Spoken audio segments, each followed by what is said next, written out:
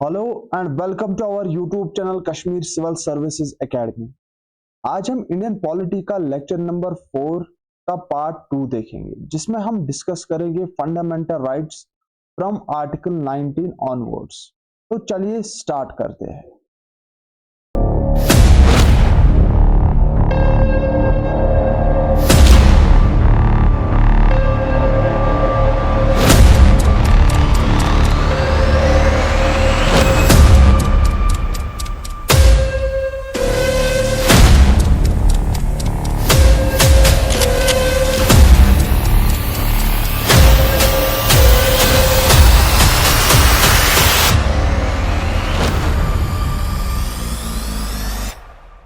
इससे पहले जो हमने लेक्चर किया उसमें हमने फिनिश किया right to equality. Right to equality basically article 14 से लेकर आर्टिकल 18 तक था। वैसे ही जो राइट टू फ्रीडम है वो आर्टिकल्स 19 से लेकर आर्टिकल 22 तक। आर्टिकल 19 में कुछ 6 राइट्स दिए हैं जो हम डिस्कस करेंगे डिटेल में, और आर्टिकल 20 में यहाँ पे लिखा गया है कि कन्विक्शन अगर आपको हो जाए किसी ऑफेंस में तो उसके रिलेटेड सिटीजन्स को कुछ प्रोटेक्शन है। वैसे ही article 21 right to life and liberty है, और article 22 protection against arrest and detention है। हम स्टार्ट करेंगे आर्टिकल 19 से। बेसिकली आर्टिकल 19 जैसे मैंने आपको बोला, ये कुछ 6 राइट्स की प्रोटेक्शन देता है सिटीजन्स को। अगर हम फर्स्ट राइट की बात करें, it's right to freedom of speech and expression, यानी every citizen has a right कि वो किसी भी चीज पे अपनी राय रख सकता है, अपने आप को एक्सप्रेस कर सकता है। लेकिन जो ये स्पीच और एक्सप्रेशन है ये एब्सोल्यूट नहीं है। इट मींस कि आप जो आपका मन करे वो आप नहीं बोल सकते। इस पे कुछ रीजनेबल रिस्ट्रिक्शंस है जो हमने यहाँ पे मेंशन की है। रीजनेबल रिस्ट्रिक्शंस जैसे sovereignty and integrity of India. आपको कुछ भी ऐसा नहीं बोलना है, यानी सिटीजन को कुछ भी ऐसा नहीं बोलना है जिसकी वजह से सॉवरेनिटी यानी सुप्रीमनेस और इंटीग्रिटी ऑफ इंडिया खतरे में आए। वैसे ही सिक्योरिटी ऑफ स्टेट आपके बोलने से खतरे में ना आए।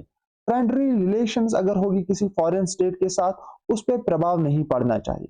पब्लिक ऑर्डर मेंटेन होना चाहिए जो भी आप कहोगे। डिसेंसी और मॉरलिटी होनी आपकी, आप कोई वहशियत नहीं बताना चाहोगे।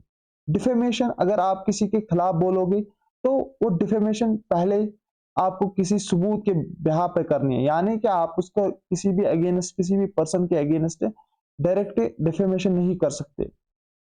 And incitement to an offence, और ऐसी कोई बात नहीं बोलोगे जिसकी वजह से ऑफेंस या कोई ऑफेंस का काम हो सकता है।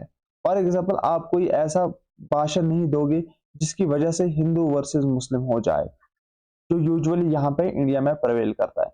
अगर हम सेकंड राइट की बात करें, it is right to assemble peacefully without arms, यानी यहाँ पे कहा गया है कि हर एक सिटीजन को राइट है कि वो असेंबल हो सके पीसफुली, किसी जगह पे वो असेंबल हो सके पीसफुली विदाउट आर्म्स, और वो अपना एक प्रोटेस्ट दर्ज कर सके। लेकिन यहाँ पे भी रीजनेबल रिस्ट्रिक्शन है सॉवरेनिटी और इंटीग्रिटी ऑफ इंडिया, कि इससे आपके असेंबल होने से सॉवरेनिटी और इंटीग्रिटी ऑफ इंडिया पे कोई खतरा नहीं आना चाहिए। जो पब्लिक ऑर्डर है वो मेंटेन रहना चाहिए।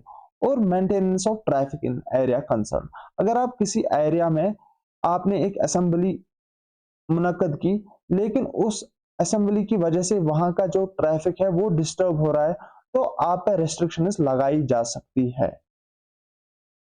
इसके बाद जो हमारा थर्ड राइट है, that's right to form associations और यूनियंस और कोऑपरेटिव सोसाइटीज, यानी हमारे पास एक राइट है जिसकी वजह से हम कोई भी एसोसिएशन या यूनियन बना सकते हैं या कोई कोऑपरेटिव सोसाइटी। जैसे यहाँ पे इंडिया में बहुत सारी एनजीओज बनती है, तो वो उनका ये राइट है, एक फंडामेंटल राइट है कि वो एनजीओज यूनियंस जैसे लेबर यूनियन होती है, एसोसिएशंस होती है, यहाँ पे ट्रेड एसोसिएशन होती है एक्स्ट्रा, तो ये एक फंडामेंटल राइट है। लेकिन अगेन ये भी एब्सोल्यूट नहीं है, आपको सॉवरेनिटी और इंटीग्रिटी ऑफ इंडिया का ख्याल रखना है। आप कोई ऐसी ऑर्गेनाइजेशन नहीं बनाओगे जिसकी वजह से सॉवरेनिटी और इंटीग्रिटी ऑफ इंडिया खतरे में आए, पब्लिक ऑर्डर खतरे में आए, या मोरालिटी खतरे में आए। इसके बाद जो आर्टिकल 19 क्लॉज 4 है, तो ये क्या बोलता है, right to move freely throughout the territory of India, यानी ये बोलता है कि आप आपके पास राइट एक है, आप इंडियन टेरिटरी जो है, जो इंडियन स्टेट है, इंडिया एज ए कंट्री है, वहां पे क्या आप फ्रीली मूव कर सकते हो थ्रू आउट द स्टेट्स। लेकिन यहाँ पे भी रीजनेबल रेस्ट्रिक्शंस है, interest of general public. For example interest of general public में क्या आता है, अभी कोविड हुआ था, जब कोविड हुआ था तो यहाँ पे कुछ रिस्ट्रिक्शंस लगी थी। रिस्ट्रिक्शंस क्यों लगी थी? क्योंकि जो वहां का पब्लिक था उसके बिहाफ के इंटरेस्ट के लिए वहां पे क्या लगाई गई थी, रेस्ट्रिक्शंस, ताकि उन जो पब्लिक अंदर है किसी एरिया में उनको कोविड से बचाया जा सके। वैसे ही protection of interests of any scheduled tribe, जो शेड्यूल्ड ट्राइब है, यहाँ पे बहुत सारे स्टेट्स में अभी भी शेड्यूल्ड ट्राइब एग्जिस्ट करते हैं, उनका हैबिटेट डिस्टर्ब ना हो उसकी वजह से क्या होता है, यहाँ पे आप पे रेस्ट्रिक्शंस लगाई जा सकती है कि आप किसी एरिया में प्रवेश नहीं कर सकते हो। इसके बाद अगर हम आर्टिकल 19 की 5th पार्ट की बात करें तो it says right to reside and settle in any part of the territory of India. यानी आपके पास राइट है, आपके पास एक फंडामेंटल राइट है, आप किसी भी पार्ट यानी किसी भी स्टेट और किसी भी टाउन, किसी भी यूनियन टेरिटरी, इन शॉर्ट किसी भी पार्ट ऑफ द इंडिया में सेटल हो सकते हो। इस पर भी रेस्ट्रिक्शंस लगाई जा सकती है, यही इंटरेस्ट्स ऑफ जनरल पब्लिक और protection of the interests of scheduled tribe. आप कल ये नहीं बोलोगे कि अगर कोई एरिया है उसको शेड्यूल्ड ट्राइब का दर्जा दिया गया है, कोई इंसान ये नहीं कहेगा कि मैं यहाँ जाना चाहता हूँ लेकिन गवर्नमेंट मुझे नहीं देना, गवर्नमेंट मुझे वहां जाने नहीं देती।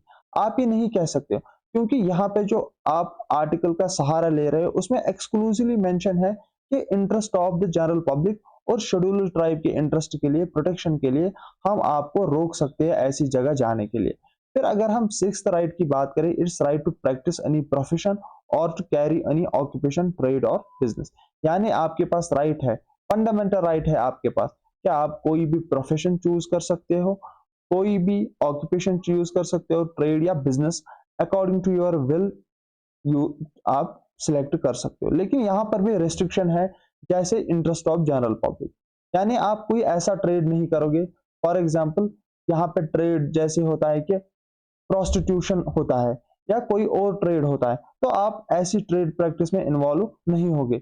अगर आपको कोई प्रोफेशनल या टेक्निकल क्वालिफिकेशन होगी उसकी नीड, जैसे डॉक्टर बनना है, तो डॉक्टर के लिए जरूरी है कि उसने एमबीबीएस की डिग्री की गई हो, इसीलिए वो प्रोफेशन करने के लिए, वो प्रैक्टिस करने के लिए आपको क्या है, नेसेसरी है, आपको एक क्वालिफिकेशन आपको नेसेसरी है। इसके बाद आर्टिकल 20 जो है वो बोलता है protection in respect of conviction for offences.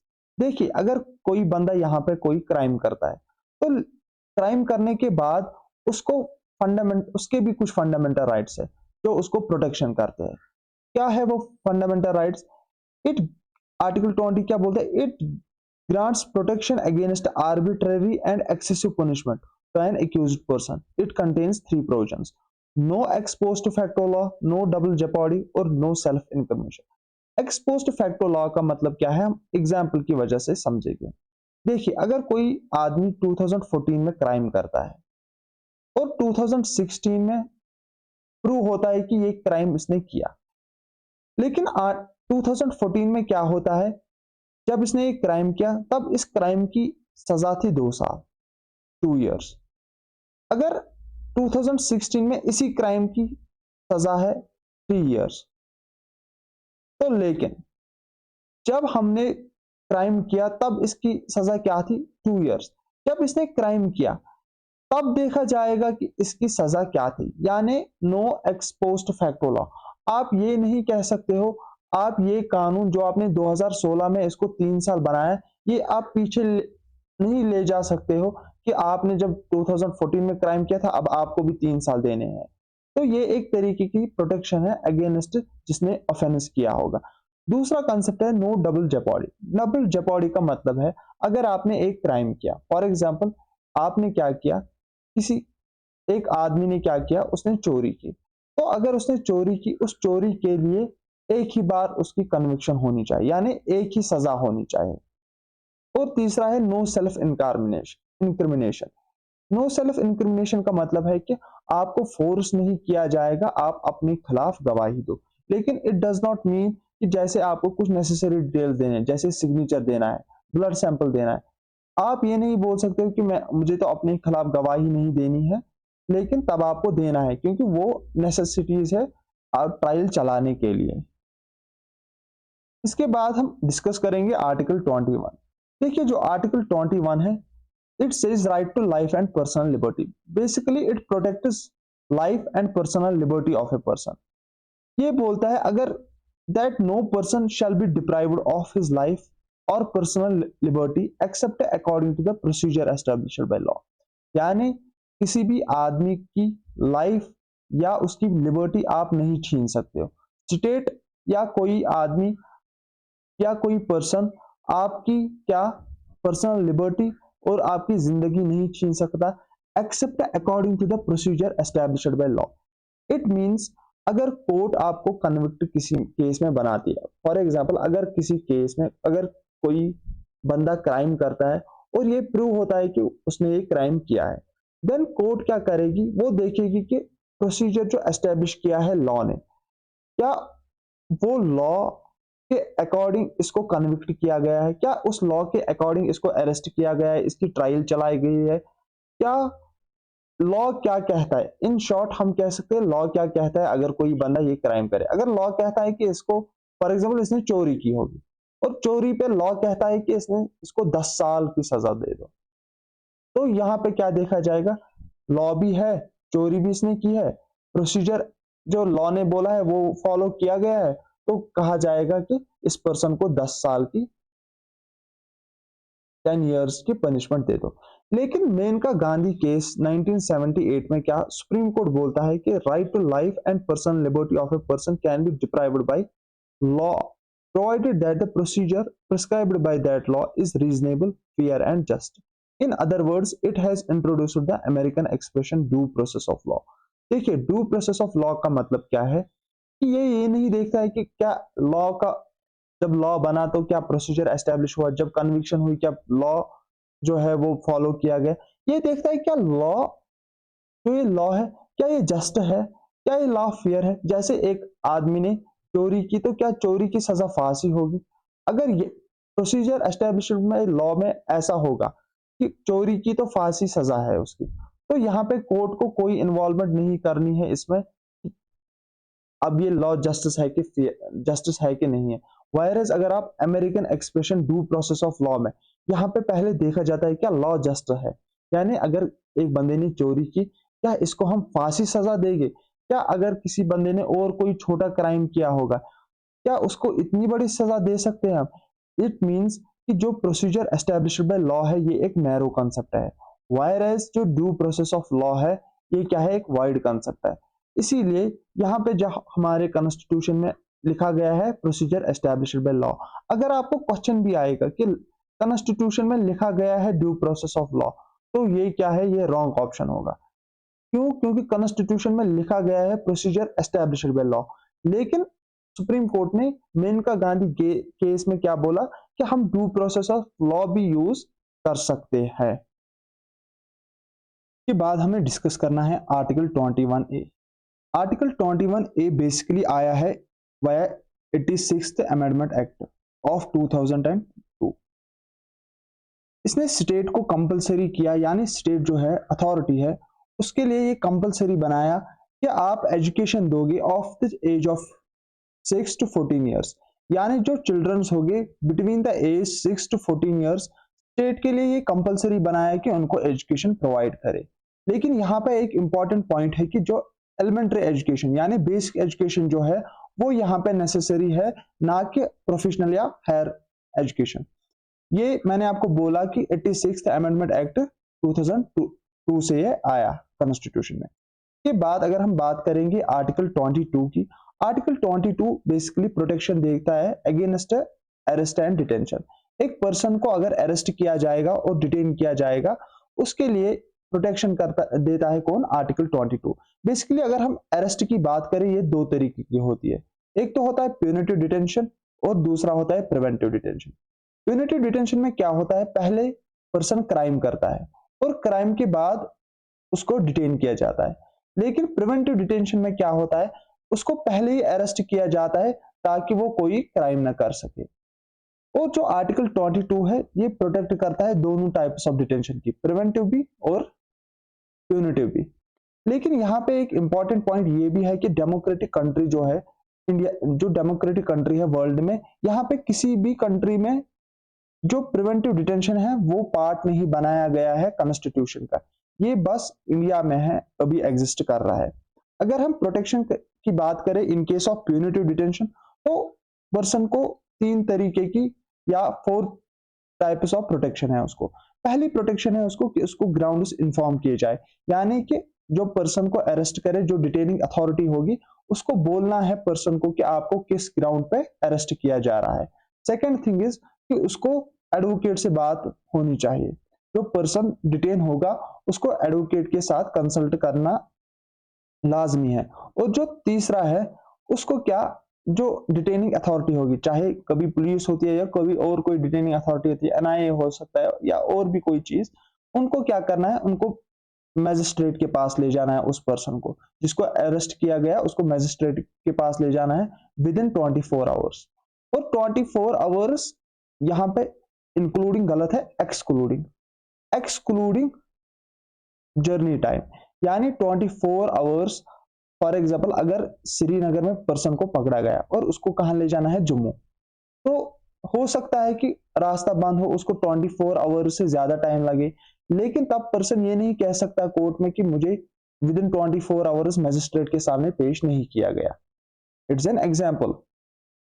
उसको क्या बोला जाएगा वहां पे वापस कि जो जर्नी टाइम है वो कैलकुलेट नहीं किया जाएगा, यानी जब आप श्रीनगर में आप जब डिटेन हुए, फिर डिटेंशन के बाद जब आपने जर्नी स्टार्ट की और जब आप जम्मू पहुंचे, इतना टाइम कैलकुलेट नहीं किया जाएगा, यानी एक्सक्लूडिंग द जर्नी टाइम आपको 24 आवर्स में इसको मैजिस्ट्रेट के पास ले जाना है। और फिर वो मैजिस्ट्रेट डिसाइड करेगा कि इसको डिटेन रखना है या इसको फ्री करना है। अगर हम प्रोटेक्शन की बात करेंगे प्रिवेंटिव डिटेंशन में, तो यहाँ पे पर्सन को 3 तरीके की प्रोटेक्शन है। फर्स्ट प्रोटेक्शन है इसकी, उसको बस आप प्रिवेंटिव डिटेंशन में खाली 3 मंथ्स के लिए अरेस्ट कर सकते हो। लेकिन अगर एक एडवाइजरी बोर्ड जिसमें कौन मेंबर्स होते हैं, हाई कोर्ट जज उसमें मेंबर्स होते हैं, अगर वो सफिशिएंट रीजन देखे कि इसकी डिटेंशन एक्सटेंड होनी चाहिए, तो इसकी डिटेंशन फिर से 3 मंथ्स के लिए एक्सटेंड कर सकते हो। और ये 3 मंथ्स कितनी बार एक्सटेंड हो सकता है, इसका कोई रूल नहीं है। यानी अगर एक पर्सन को पहले अरेस्ट किया गया 3 मंथ्स के लिए, फिर एडवाइजरी बोर्ड ने कहा कि there is a sufficient cause कि इसकी डिटेंशन एक्सटेंड हो, फिर से 3 मंथ्स हो सकती है, और फिर ऐसे ही 3-3 मंथ्स कंटिन्यू होगा। सेकंड क्या है, सेकंड है इसको आप ग्राउंड्स बता भी सकते हो और ग्राउंड्स बता भी नहीं सकते। अगर डिटेनिंग अथॉरिटी, जो डिटेनिंग अथॉरिटी होगी, अगर उसको लगेगा कि जो ये इंफॉर्मेशन है वो पब्लिक इंटरेस्ट के खिलाफ है, यानी अगर इसको हम क्यों अरेस्ट कर रहे हैं वो पब्लिक इंटरेस्ट के खिलाफ है, तो detaining authority can not disclose that कि आपको किन ग्राउंड्स पे हम अरेस्ट कर रहे हैं।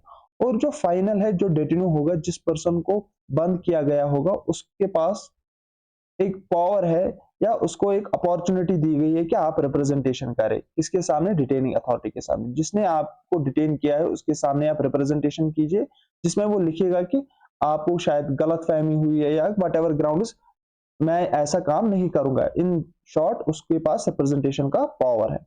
इसके बाद अगर हम देखें आर्टिकल 23 से article 24 right against exploitation discuss करता है। अगर हम आर्टिकल 23 की बात करेंगे, it prohibits traffic in human beings, beggar and other similar forced labour.